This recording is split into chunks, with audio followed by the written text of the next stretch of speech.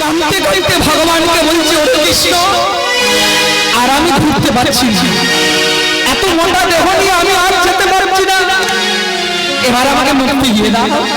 রত্নাকর রুইদাস সম্মুখে দাঁড়িয়ে আছে, আর ভীম গিয়ে একবারে চরণ উচ্চ ধরে কাঁদতে কাঁদতে বলছে, বলে মুক্তি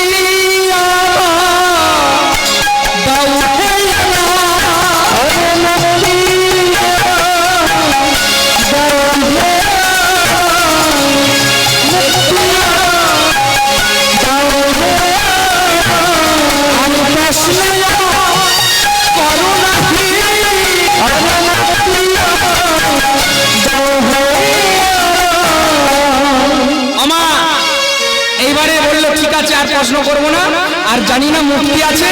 যখনই মুক্তির কথা বলে দিল, আর রত্নাকর রুইদাস বলল ওখানে কৃষ্ণ আছে, গেলেই মুক্তি হয়ে যাবে। তাই যাচ্ছে চামড়ার থলিতে করে বাবা একটি নারায়ণ শিলা নিয়েছে আমার রুইদাস রত্নাকর নিয়েছে। বয়স হয়েছে তো, যষ্টিটা হাতে নিয়ে একবারে চলেছে, যষ্টিটা এইভাবে হাতে নিয়েছে আর নিতে নিতে চলেছে, আর এক ভীম আগেতে আগেতে যাচ্ছে, আর রত্নাকর রুইদাস ঠিক আস্তে আস্তে চলেছে।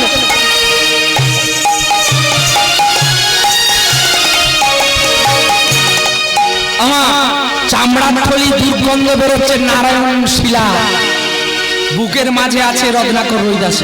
ভীমের মনে একটা অহংকার হলো, এতটুকু নড়িটা ওই বয়স্ক করে বুড়ো, ও তো এমন করে যেতে গেলে রাত ফুরিয়ে যাবে, তার থেকে যাওয়া হবে নুড়িটা আমি নিয়ে, আমি এত বড় ফারিস্টি 80 মনের আমি গদা করি, আমি পারবো না।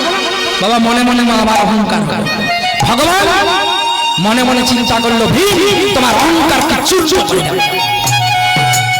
রত্নাকর কিছু বলছো, কিছু বলছো? বলছি ওই নারায়ণ শিলা নিয়ে কতক্ষণ তুমি যাবে, আমাকে যদি দিতে না। বললো ঠিক আছে না, অতটুকুন শিলা। রত্নাকর রুইদাস বলছে, একে তুমি নিয়ে যেতে পারবে, প্রচন্ড ভার। বাবা ভক্ত ভগবানকে দেবেন, সেজন্য মা বলছে যে প্রচন্ড ভার। ভীম বলছে, বাবা কত বড় বড় যুদ্ধে আমি কত বড় বড় গোটাকে তুলেছি, আর আমি পারবো না। আরে তুমি নামাও না, আমি দেবো, নিয়ে যাও। আমার তাড়াতাড়ি কি করেছে, নামিয়ে।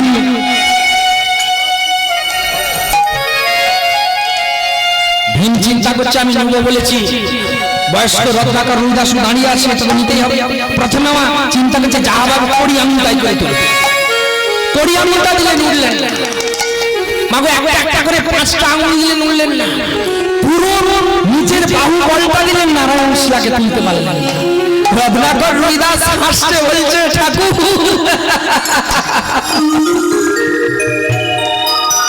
আপনার কাছে যাবে না, আপনি চলুন, আমি নিয়ে যাচ্ছি। তাড়াতাড়ি নিয়েছে, আর নিয়ে ভীম বলছে, আমি তাহলে তাড়াতাড়ি গিয়ে খবর দিই রত্নাকর রুইদাস কাছে। না বললো আপনি আগান, আমি চলে যাব। একবারে বাড়ির দরজায় গিয়েছে, গিয়ে বলছে, কেউ আছেন, কেউ আছেন, দরজায় কেউ আছেন।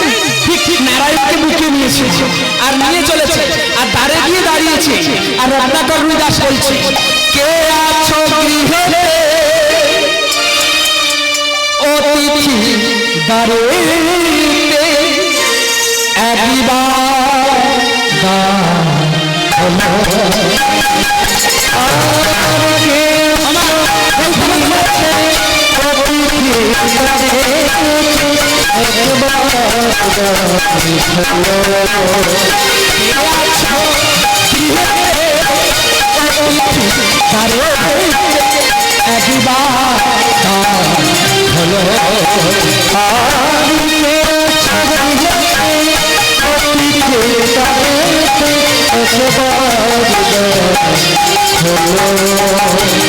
আমি ক্ষুধার জ্বালা সহিতে পারি না, ক্ষুধার জ্বালা সহিতে পারি না, আমি ক্ষুধার জ্বালা সহিতে পারি না, আমি ক্ষুধার জ্বালা সহিতে পারি না।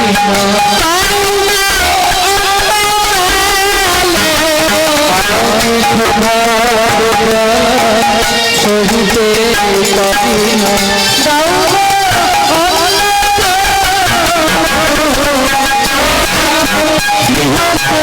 ওই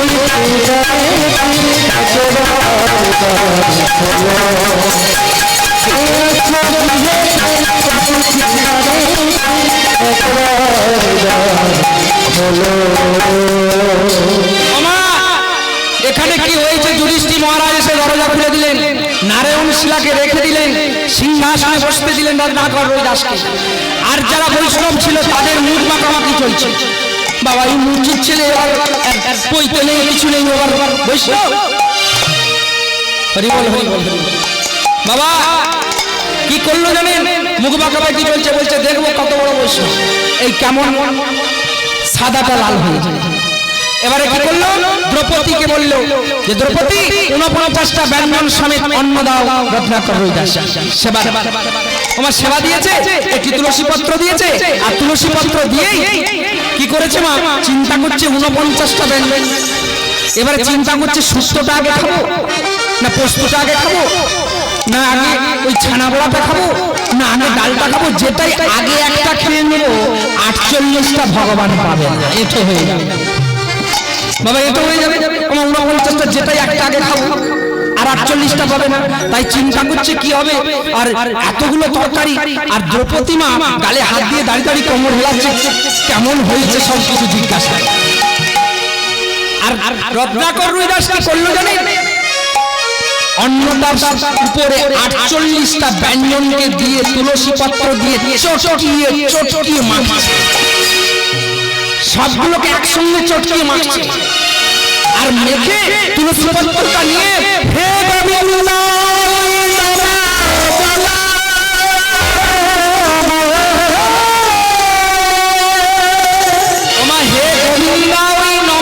বদনে দিবে। বদনের কাছকে হাতটা গেছে, কটটা গেছে, বাহুটা গেছে। আর দ্রৌপদী ধরেছে, একেই বলে মূর্ছি, একেই বলে ছোট লোক, একেই বলে নোংরা। জীবনে তো কোনোদিন খাওনি, এতগুলো তরকারি তো চোখে দেখনি। আমি যে 49টা তরকারি রান্না করলাম, আমি যদি এখন বলি ডালটাই লবণ হয়েছে কিনা, পরমান্নটাই মিষ্টি হয়েছে কিনা, বলতে পারবে? বলতে পারবে। অপরাধ হয়ে গেল আমার সেবা। যদিও সেবাটা যখন মাখছিল আস্তে আস্তে সাদাটা লাল হচ্ছে। হে গোবিন্দাই বলছে সাদাটা লাল হয়েছে, একটুকুন বাকি আছে, বদনে দিলেই লাল। বদনে দিতে যাবে, ধরে দিল হাত। অপরাধ হয়ে গেল। যখনই অপরাধ হয়ে গেল, যুধিষ্ঠির কৃষ্ণকে বলছে কৃষ্ণ কি হবে না? বলছে হবে যদি আবার দ্রৌপদী স্নান করে, তখন আমার অন্ধকার হয়ে গেছে। স্নান করে নতুন বস্ত্র পরিধান করে 49টা অন্ন সমেত ব্যঞ্জন রন্ধন করে যদি রত্নাকর রবিদাসকে সেবা দিতে পারে, তোমার যোগ্য সম্পন্ন। আর আমাদের যদি একদিন তরকারি মাছ নিয়ে যায়, বলি ওগো একটু পোস্ত বড়া করো, খাবে খাও নাহলে মরবে। 49 এই যে মায়েরা সিরিয়াল দেখেন তো, এই যে এখন আমাদের বাবা একটু অফ সিজন চলছে, মানে ভাদ্র মাসে জন্মাষ্টমী, মাঝে মাঝে টুকটাক গান চলছে আর কি। এবারে বেরিয়ে পড়েছি। তো যখন বাড়িতে থাকি, ও আমার কি করে জানেন? আমার স্ত্রী তোমার 6টা থেকে রিমোট নিয়ে বসে, একেবারে 10টা সাড়ে 10টা পরপর সিরিয়াল দেখি। আমি কি করি? বাজারের দিকে চলে যাই, বন্ধু বান্ধবদের শুনে ইয়ে করি। আমি থাকলে একটু ভক্তের ভগবান দেখবো, একটু শ্রীকৃষ্ণ দেখবো, একটু গৌরাঙ্গ মহাপ্রভু দেখবো। আর যখনই ঘোরাতে যাবো, তাহলে বুঝতে পারছেন কুরুক্ষেত্র হবে। এখন একদিন আমি সকাল করে ঢুকে পড়েছি মা, ছোট করে একদিন বাজার থেকে সকাল করে আমি ওই দরজায় ঢুকেই দেখছি একটা মেয়ে টিভিতে সিরিয়ালে দেখছি, একটা স্বামী চরণগুলোকে ধুয়ে দিচ্ছে। আমি বলছি বাবা কি সুন্দর গো। তখন আমার স্ত্রী বলছে তুমি তো সিরিয়াল দেখো, তুমি বলো খারাপ। দেখো দেখি কত সুন্দর। আরে দেখো খুব সুন্দর লাগছে। বলো তো কি ব্যাপার হচ্ছে বলো দেখি। না বলছে ওর স্বামী বাইরে গেল ব্যবসা করতে, ফিরে এসেছে, তার স্ত্রী চরণ দুটো বানিয়ে ধুয়ে দিয়েছে, দিয়ে আর কেস দিয়ে মুছিয়ে দিয়েছে। আমার গুরুজন বাড়িতে এলে দেখবেন এখন হয়ে গেছে আমাদের বাড়িতে, যদি গুরুদেব আসে আমার স্ত্রী বলে বাবা ওইখানে ট্যাপ আছে, ওখানে তুয়ালা আছে, মানে ট্যাপে ধুয়ে নিতে বলছে, তুয়ালাই মুছে নিতে বলছে। এখন আর ওই কাঁসা কংসে থালা করে আর অত ইয়ে করে তারপর ওই খাওয়া। আর যদিও বাবা কিছুদিন খাচ্ছিল, করোনাটা আসার পরে আর খাওয়া আমার সব বন্ধ হয়ে গেছে। এমনকি আমাকেও বলছে তুমি কীর্তন করে বাইরে এসেছো, তুমি অন্য থালাই খাও, আমার থালায় হাত দিও। শুধু আমার যতক্ষণ দিতে পারবেন ততক্ষণ ভালো। আমার কি হয়েছে জানেন? আমি বলি এটা কি হচ্ছে না, বলছে আমি বলছি দেখো আমি যখন কীর্তন করে বাইরে থেকে বাড়ি ফিরবো তুমিও না ওই জল নিয়ে আমার পাটাকে ধুয়ে দিবে আর তোমার কেস দিয়ে মুছিয়ে দিবে। আমি বলছি হ্যাঁ গো এটা ভাগবতে লেখা আছে, গুরুদেবদের চরণ ধৌত করতে হলে কংসে পাত্রে করে জল দিয়ে ধৌত করে মায়েরা মায়েদের কেস দিয়ে মানে চুল দিয়ে ভালো করে মুছিয়ে দিয়ে না। বলছে এটা সিরিয়ালে হয় বাস্তবে হয়। আমি বলি বাস্তবে হবে কি করে বাবা? আমার স্ত্রী তো চুলটা কেটে কেটে মা একবার এই জায়গাটা নিয়ে এসেছে, তো চুলটা পাবে কোথায়? জলটা দিলেও এমন করে নইলেও তো গুরুদেবের চরণে চুলটা যাবে না। তাই কি করছে দ্রৌপদী আমার কি করলেন মা আবার স্নান করে 49টা ব্যঞ্জন করে রত্নাকর রুইদাসকে দিলেন আর রত্নাকর রুইদাস সেবা করলো আর সেই সেবা হতেই সেই লাল চাঁদুয়া পূর্ণ হলো সাদা আর লাল হয়ে যাওয়ার পরে তখন থেকে হলো মহতী যজ্ঞাস্থলে যত ভালো সুন্দর প্যান্ডেলই হোক একটা লাল শালু কাপড় চাঁদুয়া টাঙানো। তাই গৌরাঙ্গ মহাপ্রভুকে বললাম এত সেবা করতে পারবো না, ছোটখাটো বলো দান করতে পারলাম না, নাম করতে পারলাম না, সেবা করতে পারলাম না, না ছোটখাটো কি না ছোটখাটো একমাত্র যদি আমাকে ভক্তি দিয়ে নয়নের পরিশ্রম দিয়ে জল দিয়ে রাখতে পারো তাহলে ভগবান দর্শন। তাই মা একবার যাই হোক একটু ঠান্ডা প্রচন্ড পড়েছে, হ্যাঁ তবু যদি হাত দুটো তোলা যায় একবার আর যদি তোলা যায়, হ্যাঁ আছে হাত আছে। সকালে যখন উঠি মা হাত বাবা ব্রাশ করতে পারিনি এমন ঝনঝন করছে।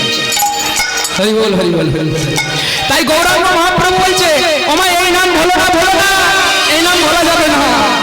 ওমা এত টাকা দিয়েছি ওই ছেলে যাবে মুখাগ্নি মুখে একটু আগুন নিতে দিয়ে চলে আসবে আর স্ত্রী যাবে একটা মাটির হাঁড়ি নিয়ে গোবর সার নিয়ে ঝেঁটিয়ে ঝেঁটিয়ে যাবে কে গো এইটা যাবে আর এই যে ছেলেটা বাজাচ্ছে ঠন ঠন করে খেলাটাতে কাটাটা ওই দুটো যাবে শ্মশান পর্যন্ত।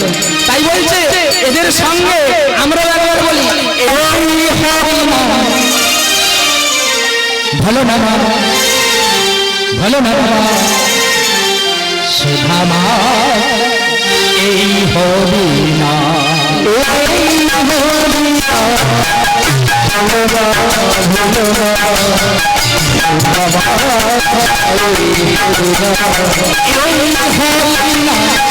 ভালো না ভালো না বাবা সুধামা এই হরি না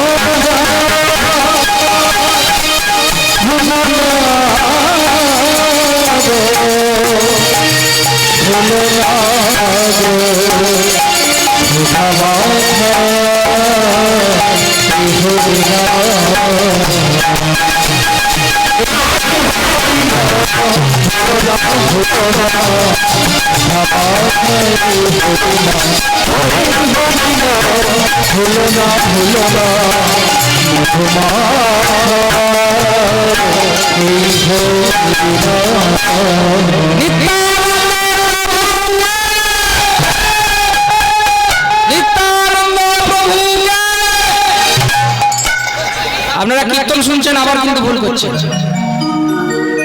আমি বলছি নিত্যানন্দ প্রভুকে, আপনারা বলছেন ভয় বলছেন না জয় বলছেন শুনতে পাইনি ঠান্ডা। আপনারা কি বলবেন? গৌরাঙ্গ মহাপ্রভুর দাদা বলবেন না? শুনছেন ওই জয় সবই জয়। হ্যাঁ এই যে রেশন দোকানে চাল দেওয়া হয়েছে, হ্যাঁ ও বিপিএল এপিএল কোনো দেখেনি। তোর 15 কেজি, তোর 10 কেজি, তোর 12 কেজি, যার 12 কেজি তার 15 কেজি ঢুকে গেছে, যার 15 কেজি ওর তার 12 কেজি। যাই হোক, রাধা রানী কি, মহাপ্রভু কি, গৌরাঙ্গ সুন্দর কি, ভক্তি বৃন্দ কি, কীর্তন খারাপ লাগছে কি? বলছি কীর্তন খারাপ লাগছে কি? তাহলে হ্যাঁ না বলবেন, জয় বলছেন কেন? বন্ধ করে দেবো? হ্যাঁ যাই হোক, কমিটি পক্ষ বলে চাই কালী মায়ের লীলা করতে, নতুন লীলা আপনাদেরকে আস্বাদন করবো কালী মায়ের।